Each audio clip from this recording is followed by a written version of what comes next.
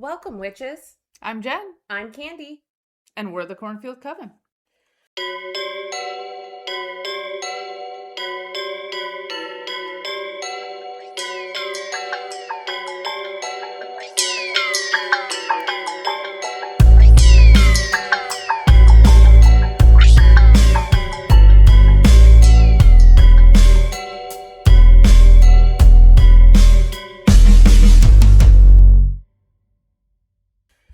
Well, I was trying to find something spooky, obviously, but we've done a vampire, we've done witches, so I thought I'm going to think outside the box. So, flipping through a the Iowa Road Guide to Haunted Locations by Chad Lewis and Terry Fisk, I came across the Black Angel of Iowa City. And I was like, oh, okay. Oh, I didn't know that this was the Black Angel you were covering because it was on our list. It was on the list. I have been to see the Black Angel. Have you? Oh, this is perfect. Because I thought, oh my gosh, does it come alive at night? You know, all this stuff. And after doing the Mineral Point vampire and the witches, there's something about either bitter old women who kill or cemeteries at night that I'm like, hey, that sounds fun. So it really is. Those are your niches. They are. I just keep going, ooh, I'm interested. It's all right. You got to choose the case that speaks to you. Yeah. You know? Right? Yeah. So this one is about the infamous Black Angel of Iowa City. It's one of the most legend-tripped and popular landmarks in the entire Midwest, they say. But I guess it's all how you lean towards what you like. The locals, the college students, and paranormal investigators, she is an epic center of a dozen lethal curses. Mm-hmm. Now, the lore says if you look directly into her eyes, you'll be struck with an incurable illness. I didn't do that. I went to see her, but I didn't look up into her face because I read this book before I went. This was like 20 years ago too, but I still believe in like the Bloody Mary curse. I mean, I went to Catholic school and, you know, everyone tried to play that. Nothing I ever believe anything happened to any of my friends when we did it. But to this day, if like something pops in my head, I'm like, oh, Bloody Mary. And if I like go into a bathroom or pass a mirror, all of a sudden I'm like, do not look, do not look. I am in my 40s and I am still like, do not look, do not look, do not look. Because what if? Yeah, here's the thing. I don't necessarily believe that it's going to happen if I do it. But I don't want to be the victim. But why risk it? Why risk it? You know? Why risk it? Why play with it? That's why I don't have dolls in my house. Candi. Hey, they're in the basement, and I blame friends with trucks who drop them off. Because demons can't open doors. You know, and you're asking for it. If I come and find y'all murdered, I'm gonna be so upset. It's the Cabbage Patch really still in the box in the basement. She looks freaky. Cabbage Patch don't bother me so much. Oh, they do. You sew their hair into their head. Yeah. Well, they did that with all of them. Yeah. It's for me, it's the ones that either look too lifelike. Oh my God. Like, I got a little bit nauseous. The like newborn ones with the faces that look like so real. Like I saw one at a wrestling tournament this past. Did you ever? And I went, ugh! Ask my oldest about their doll Christmas Eve. They named it after their cousin Makita's doll. She named hers Christmas Eve. So our grandma gave all these kids these dolls, and they had skin, or the plastic felt real. And she spoke, and she'd suck on your finger. No, see, that's the thing too. If they have like bodily functions, or if they have the eyelids, the blinking, yep, with the glassy eyes. Ask Jay about this doll. It creeped us all. I just got all hot. I gotta take my sweatshirt off. So, anyway, sorry. Okay, so the lore says if you look into their eyes, you'll be struck with incurable illness. If you are a pregnant woman that walks underneath those dark wings, their pregnancy will instantly terminate. Ooh. That saddened me because, like, brutal.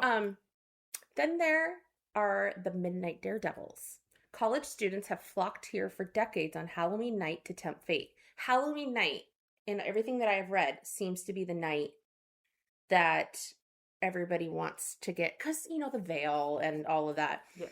So the most popular Samhain. day, or the day, that day, but the most popular dare is to kiss her. Mm-hmm. Okay, I get that. But I would also get to the point where I'm like, how many lips have touched those? Where have those lips been? Like, yeah, the germaphobe I think in that me? too. Like when the Blarney Stone comes up, I'm like, pandemic. Did you ever? In Seattle, Washington, they have the gum wall where everyone takes their gum and puts it on the wall. I couldn't even walk down the aisle because I was afraid. That's unsanitary. That's littering. I'm Like, supposed to be a very progressive city. Oh gosh. So, which according to legend results in instant death. So kiss her, you die.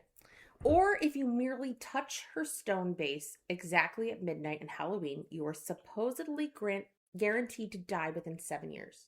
Please don't tell me you touched it, kissed it, licked it. Okay. Like I said, I read all this, so I knew all the things not to do, but I still wanted to see her. Yeah. Not look in her eyes, but I wanted to see her. I encourage everybody to... Because she's cool. Yeah, I encourage everybody to Google the Black Angel of Oakland Cemetery, and it's in Iowa City, Iowa, and she's beautiful. Yeah. She's beautiful. You can look at her face in the pictures. Yeah.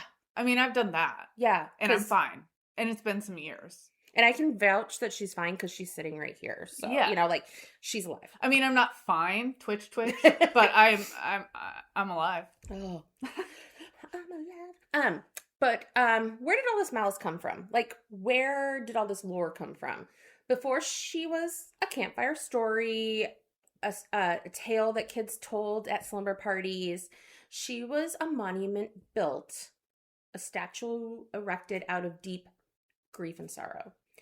The angel guards the plot, and it reads, and I really should be ashamed I don't know this, because Teresa is from Bohemia, which is now the Czech Republic, and I have Bohemian heritage. Annabeth, if you are listening to this, ask your mom or your Aunt Chachi about our Bohemian heritage.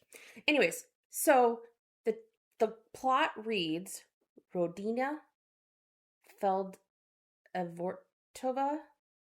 and it means the Feldevert family.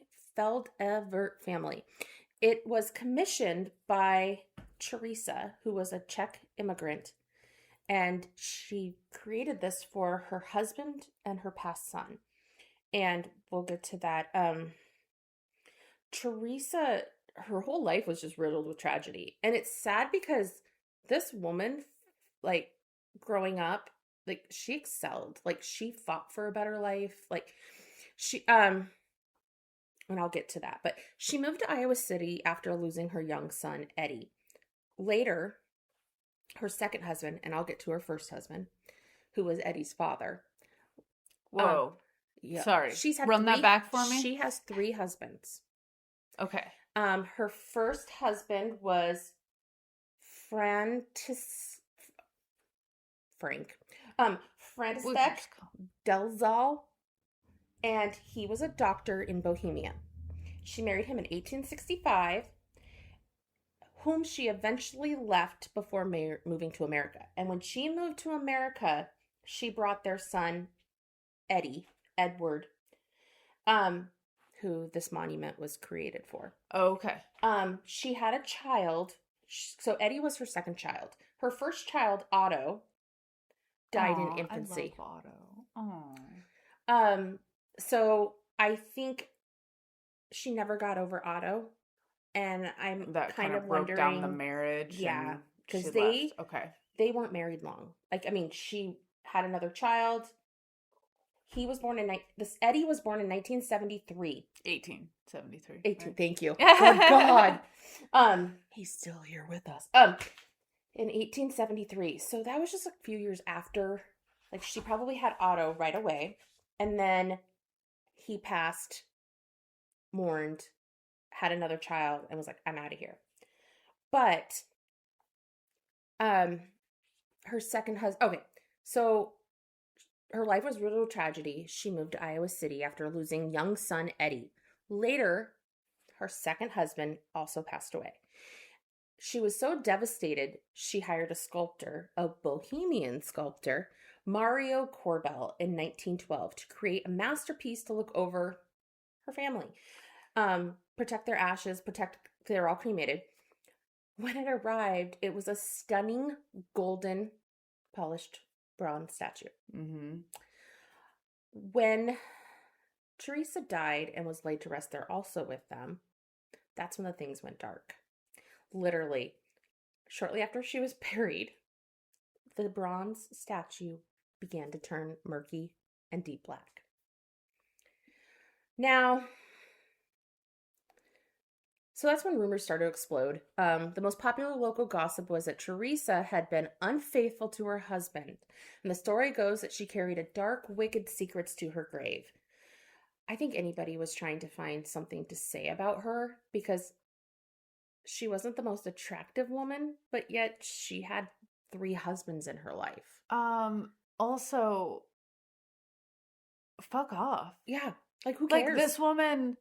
She's lost 2 children. She's lost 3 2 husbands. Children. Well, she divorced the first one. So that's her choice. I mean, not saying that that's not hard. Obviously, that is a tragedy in itself. But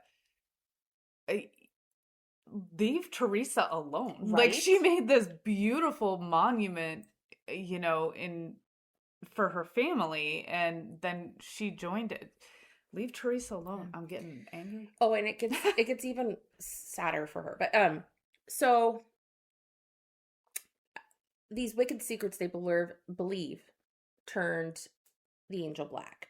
But as a physical manifestation of her sins, another legend claims a massive bolt of lightning struck the statue, frying metal and leaving a curse behind. So, like, maybe all the universe. But I hate to be the party pooper of this story. The science actually tells us, and it has a boring explanation. The statue isn't cursed by infidelity or lightning. It's oxidized. Raw bronze naturally reacts with rain, air, and the elements over time, forming a dark patina. Hence, your fine china or your nice silverware, you have to polish and all that. That's just a giant spoon out there. Well, copper turns green. Yeah. Bronze turns black, apparently. But also, I still say it could be cursed. It could still be cursed. It could be. But also, I think it's beautiful with the age and the darkness. Oh, yeah. She wouldn't have the same effect. She'd seem more like Catholic Church statue if she was gold. Yeah. And so, sure, science can explain the chemical reaction, but can science explain why the locals swear the angel turns 1 shade darker every single Halloween? Supposedly deepening in color for every soul she has claimed. But also, every year, I'm saying this wrong, but the oxidization just gets darker and darker. But I like spooky, so I like to claim it's the souls. Yeah, House on Haunted Hill for that. The one that came out in the early 2000s. The house was keeping the souls of the people. Yes. And so it just kept getting darker and gloomier and crazier. And so I like to think this statue is like that way. But see, so does the clock. But maybe not. But it certainly keeps crowds coming. Even today, people will report electronic anomalies near the monument. But then again, metal, it probably... cell phone batteries completely draining from full to 0 in seconds, and photos or videos mysteriously deleting themselves off digital cameras. Now, FYI, if that happened to me and all of my pictures disappeared, you would need to put me in a home because I'll lose my shit because you know me with my pictures. Yes. Candy's a photographer. So I did have my cell phone die at Velisca. Well, within minutes of walking into the house. Dead. When we were at the Mineral Point Cemetery, mm-hmm. my phone kept, like, when I was trying to take a picture, it kept, like, it would, the whole screen would freeze. So I'd be like, come on. And then I'd take a picture. Yeah. Like, well, and it's very, in haunted or locations, trouble with electronics. Yeah. The and energy fields. batteries, anything like that. It's because spirits are energy, and they draw on energy to manifest things, to leave a voice recording, to make something move. So they're drawing energy from any source that's nearby. And not only can that be like your electronics, but that can be you too. And that's why a lot of times after paranormal investigations, you're so tired. I could see that. Yeah. Because they're sucking your energy to... Yeah. Oh. Maybe the vampire was there because he was an energy vampire. That's true. He wasn't a bloodsucker. But I think it wasn't as bad because Betty White was helping us. I still believe that. She was with us. She was with us. One thing is certain. When the moon hits those cold, downturned wings, the Black Angel demands respect. If you visit Oakland Cemetery, you might want to keep your hands to yourself just in case. But if you look, I would also suggest bringing an offering. Flowers. I don't know. Does she like that? Have we verified? No, but I would bring something kind. But if you look past the ghosts and the gossip, and the real history of Teresa is actually fascinating and arguably more bizarre than fiction. Long before she was a tragic figure in Iowa, Teresa was born in Bohemia in 1836. She was a highly educated for a woman in her era, eventually studying at the University of Vienna. I bet that was beautiful. I bet that was beautiful. And she wasn't just taking basic classes either. Upon her death, and she kept this a secret, like when she moved to, she worked in her younger years when she moved to Iowa. But as she got older and her third husband, people didn't know. Like she was so depressed that she didn't go back to work. She wasn't just taking basic classes. Upon her death, friends discovered an 1869 diploma hidden among her belongings, proving she had earned the equivalent of a degree in gynecology and was a certified practitioner of obstetrics. I know I just said that wrong, but she was a pioneering 19th century midwife. She moved to Iowa City. Teresa was badass. Yeah, she moved to Iowa City. Now I'm even more mad at those people who trash talked her. Right? You're the reason there's a curse because you're pissing her off in the afterlife. Well, and she knows medical shit in the afterlife too. Yeah. So that's probably why she goes after pregnant women who diss her. Like, I'm not going to help you with your baby. Yeah, I don't know if that's... Or give me your baby. Is it Teresa or is it the angel? Like, maybe the angel has collected, and... Teresa put the angel up, but I don't know that I believe that Teresa is the angel. But her saddened energy could be fueling it too. Oh, very true. When she moved to Iowa City's little suburb of Goosetown, a hub for Czech immigrants, and quickly she went to work. She delivered over 100 babies in her career. But while she spent her life ushering new souls into the world, her own home was defined by death. When her son Eddie died at 17, her grief was all-consuming. She actually had his grave marked, a stone carved. So originally, when Eddie died, his plot in this cemetery was she erected a stone monument, and it looks like a cut-down tree with a flower on it, and it's literally a tree stump with an axe sticking out of it, and it's a metaphor for a life cut short. And she couldn't bear to stay in Iowa after that. So she fled to Oregon, which is weird because I fled from Oregon to Iowa. Yeah. And here she's fleeing from Iowa to Oregon, where she met her next husband, number 3, Nicholas Feldevert. So she built the life cut short monument, which a beautiful metaphor, but haunting as shit. Mm-hmm. Is that also in Oakland Cemetery? Yes. And eventually, the tree stump and Eddie, when Nicholas dies, that's when she erects the angel. And she moves the tree stump statue over to the plot where they all are. Okay. So when she comes over from Iowa, Eddie dies. Then Nicholas, who his second husband, dies? No. Second husband, Joseph, she was married him in 1891. She married him briefly. They lived in Minnesota. And after the death of her son, they later divorced. Again, tragedy of a child. Didn't do well. They never had children. And she moved to Oregon. Okay. And that's where she met Nicholas, and they married in 1897. He was a wealthy rancher in Oregon, and they married in Eugene, which is the home of the Oregon Ducks. A lot of wealthy people live over there. It's beautiful. Yeah. He passed away in 1911, and he left her a lot of money. Almost in today's day and age, I believe they said it was almost like a little over $1 million. Well, and she had to have been doing okay on her own before that. The fact that she was able to come over here and start a successful life when it was just her and her young son. Yeah. She had that medical degree and could work. And she built the monument to Eddie before she married Richie. Yeah. Richie Nicholas. So she had to have been, and then she picked up and relocated to Oregon. She had to have been doing all right on her own anyway. Iowa to Oregon. Yeah. I mean, cost of living. Yeah. So, okay. So going back, Nicholas dies. Eddie's been gone. She's sad. She's left all this money. So she wants something to memorialize them. So she instructed Mario Corbel, the Bohemian sculptor, to design the angel so that its massive wing would specifically stretch out and hover over Eddie's original tree stump and both the plots.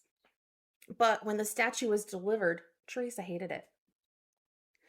She decided she despised it so much, she refused to pay the sculptor his final $2,500. Oh. That sculpture only cost $2,500. They ended up locking up in a bitter multi-year lawsuit, and by the time Teresa died at the age of 88, she had spent almost all of her remaining fortune on charity products that she sent back to the Czech Republic. She was so broke that there was no money left to engrave her death date on the angel's base. Her name was on it, but not the death date. Also, one of the sad things is she didn't have like a friend who would step up and pay for it. There was no family. Both of her children died. Husbands were gone. She did have to pay the sculptor the $2,500. But so to this day, her name is on the stone, but her death date is completely blank. Spooky. What year was it she died? Do we know? She died she was 88. She was born... Like, to me, if I had the skills, I would just go out there and carve her death date in, because my OCD is like... Thank you! Real she was born in 1836, so 88 onto that. So she was like 1920 something. But it gets even weirder because Iowa actually has two famous black angels. Okay. And people mix them up all the time, but if you drive 4 hours west from the Oakland Cemetery across the state to the Fairview Cemetery in Council's Bluff, you will encounter the other black angel of Iowa, officially the Ruth Ann Dodge Memorial. And this one has a major artistic pedigree. It was sculpted by Daniel Chester French. Whew. If that name sounds familiar, it's because he's the legendary artist who sculpted the massive seated Abraham Lincoln inside the Washington, D.C. Memorial. Okay. While the Iowa City Angel was built out of a mother's grief, the Council's Bluff Angel was built directly from a dying woman's prophetic nightmares. Ruth Ann Dodge was the wife of General Grenville M. Dodge, a Civil War general. In the autumn of 1916, Ruth Ann was on her deathbed, dying of cancer. On 3 consecutive nights, she experienced the exact same vivid dream. She dreamed she was standing on the rocky shore of a lonely, silent river, wrapped in mist. Out of the fog, a small boat approached her. Standing on the front of the boat was a beautiful winged angel, holding a small bowl of water. The angel softly whispered to Ruth Ann, urging her to take a drink from the water of life. Did she do it? I don't feel like that was an angel. The first I feel like that was a demon. The first 2 nights, Ruth Ann refused. She was terrified. Me too, girl. But on the third night, she finally gave in. She took a sip from the angel's bowl, told her daughters she felt a profound sense of peace and spiritually transformed, and died shortly after. You were right. Her devastated daughters commissioned French to bring that exact dream to life. The result is an 8.5 foot, which is also the same size as the Black Angel in Oakland. Yes. Foot bronze angel standing on a prow of marble ship, holding a basin with water flowing out. Just like the one in Iowa City, it was originally bright bronze but oxidized into a deep haunting black over the last century. And of course, it didn't take long for the hauntings to start. Visitors at Fairview Cemetery swear if you look at the Council Bluffs angels in her eyes, her gaze will lock onto you and follow you as you walk. Hey. Others claim to have seen her step off the marble pedestal at midnight and wander through the graves. Oh, that's when I would just crap myself. She's disembarking the prow of the ship, but right. So she's gotta keep her landlubber legs. She gotta find people to drink her water. So once again, science. Raw bronze naturally reacts with rain and air, forming a dark patina. It's copper oxidization, not a demonic curse. And so I'm looking at the pictures, and the Council Bluffs Black Angel, to me, is your more typical, like the wings come up off the back, the archangel type. They're not fully spread, but you can obviously see them coming up and down. The Iowa City Black Angel is a little bit different because she's got one out. And it curves. Yes. And then the other one is down. Yeah. It engulfing you in. Yeah. The Iowa City one is, I think that's another thing that makes the Iowa City one really unique. That's a very unique pose. She's kind of got one wing all the way stretched out, like she's encompassing, which when you said that's what Teresa wanted, was that she was protecting Eddie's stump. I think she wanted one more like the Council Bluffs one. But she didn't explain that. She said she wanted something to protect her child and her husband in the afterlife and to keep them safe. And the artist, in an artistic way, made it. But I also don't understand why he didn't at least ask, or did she stipulate that the other wing should just be down? Because it's weird that one is completely outstretched and one is just down. Maybe he was still like the angel's waiting for her. Yeah, or something. I don't know. But it's because that's a very unique pose. And then the Iowa City Angel's face is facing down. She is looking directly upon the graves, whereas this one is the angel from Ruth Ann's dream. Yeah. So, but it's a very typical looking, when you say angel statue, but the Council Bluffs one is the one you think of. Yeah. Isn't it amazing, though, that her daughters were like, let's create a statue from her nightmare, like from her dreams, like what took her? Yeah, I don't know. But maybe they viewed it as this was God welcoming her, and it's the way she was meant to go. Yeah. So I don't know.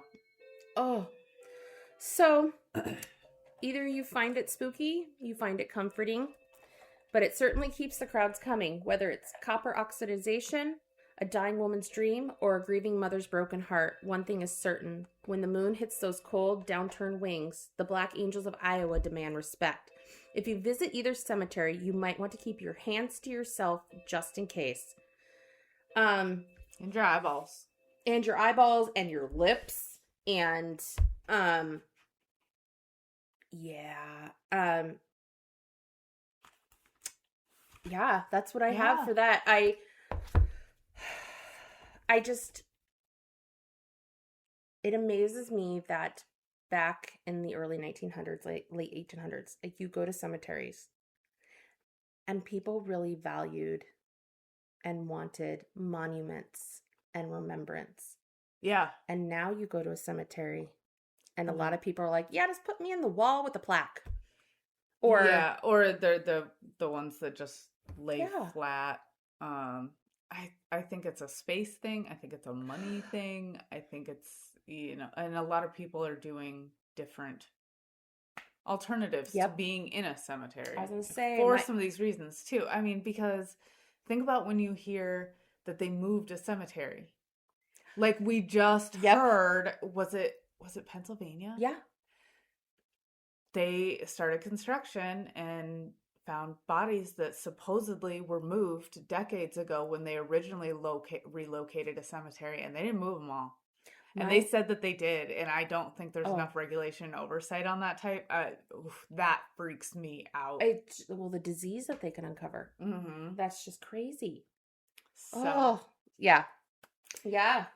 But that was awesome. I love the Black Angel of Iowa City. I'm really glad you covered that. Just something different. Yeah. And I didn't really know about, I'm sure I've heard of it at some point. But I didn't know about the one in Council Bluffs. And I have a case coming up that is Council Bluffs. Ooh. Actually, it was already supposed to be delivered to you, but I'm not so techie with the soundy guys, and I love it. We recorded 48 minutes of nothing, so we're gonna re-record that now and release it at a later date. We got to keep it interesting. Yeah. It's always a learning curve. That's not interesting for these guys, though. No. It's just interesting for us. Yeah. And by interesting, we mean twice as much work. Well, thank you for listening. Don't forget to click the like button. Share this with your friends. We're on Facebook and Instagram, so make sure you click over there and share us with your friends. But yeah, we appreciate you listening. We appreciate your suggestions on cases, on what you'd like to hear. Send us an email. Yes, we did a Facebook poll recently, and we got true crime. True crime is what people want. So we've got true crime coming. I mean, we always have true crime coming, but we'll try and sneak a few more in. Maybe July will be all true crime. True crime July. Yeah. Yeah. Because, when we get to September, October, we're going to have to do a few more spooky things. Yeah. I mean, we'll still have some true crime in there, but you're going to get more spooky things in there too, so. I'd say maybe some true crime that involves costumes. Okay. I don't know. We'll find out something. Some lures. All right. Well, thank you guys. Thanks for listening. Bye, witches.